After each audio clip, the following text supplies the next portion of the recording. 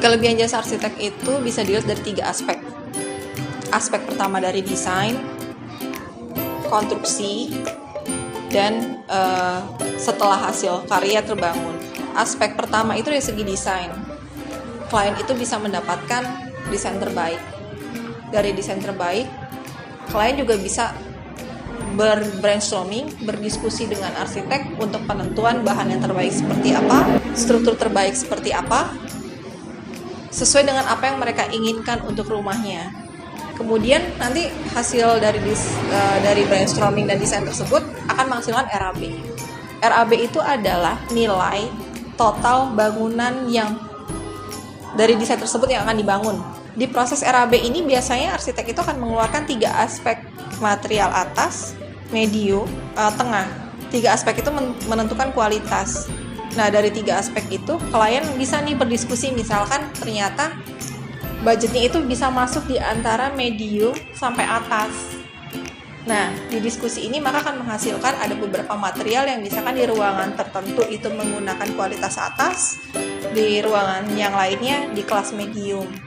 Kalau untuk struktur sih nggak bisa tidak bisa diganggu gugat ya, karena struktur itu kan sifatnya dia lifetime. Selama bangunan itu terbangun, kualitasnya harus prima.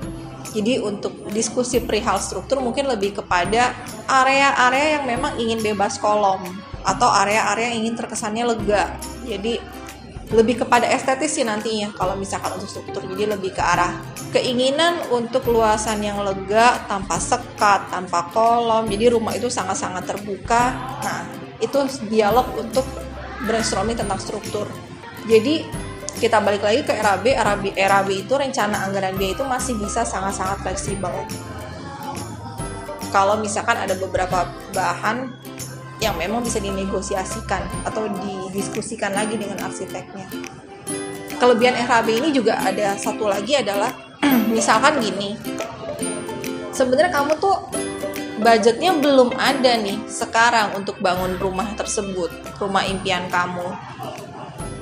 Tapi kamu kepengen gimana pun itu jadi panduan untuk kamu nabung ke depannya. Ibaratnya, gue pengen bangun rumah kayak begini, sesuai dengan yang gue pengen, budgetnya berapa ya gitu. Nah, disitulah fungsi profesional arsitek untuk menjabarkan sampai sejauh itu, yang dimana nanti hasil RAB itu akan jadi panduan kamu nih untuk saving, sehingga kamu nanti bisa ngebangun karya si arsitek dengan kamu itu, rumah impian kamu itu.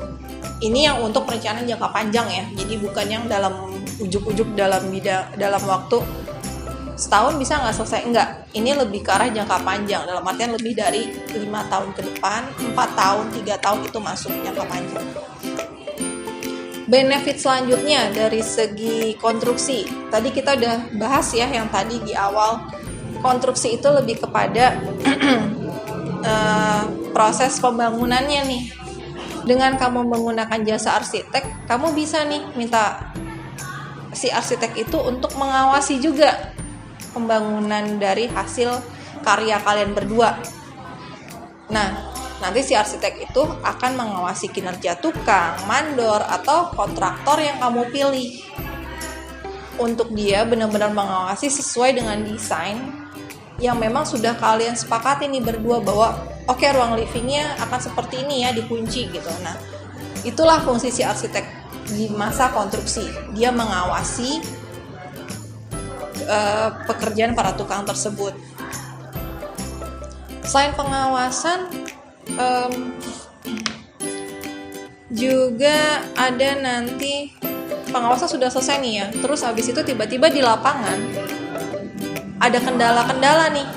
Biasanya sih kalau misalkan kita bangun rumah baru dari nol, dari tanah kosong, itu minim sekali dengan kendala. Tapi kalau misalkan kamu membangun rumah impian kamu itu dari hasil renovasi dalam arti ada bangunan lama sebelumnya, terus kamu meremajakan atau merenovasinya.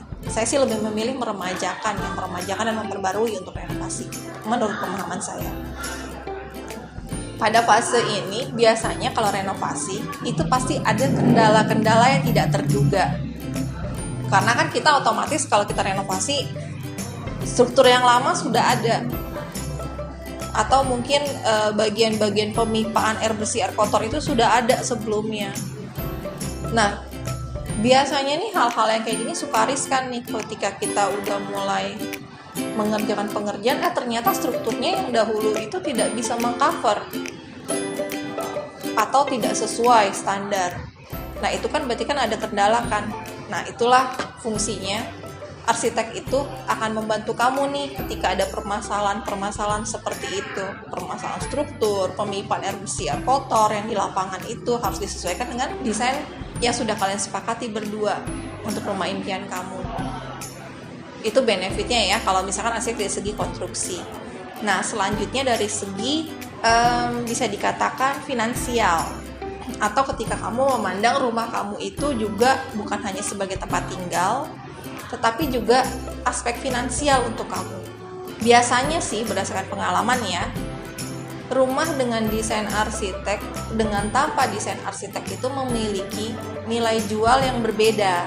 Akan ada perbedaan harga. Karena kan kalau misalkan desain arsitek atau desainer interior itu kan dia sifatnya profesional dan terorganisir ya, otomatis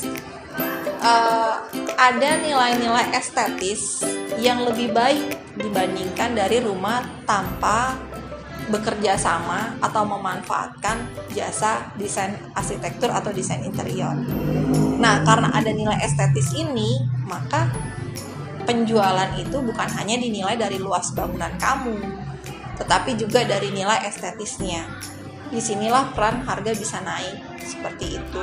Itulah benefitnya, kelebihan-kelebihan kenapa sih harus menggunakan jasa profesional arsitek dan desain interior. Sekian.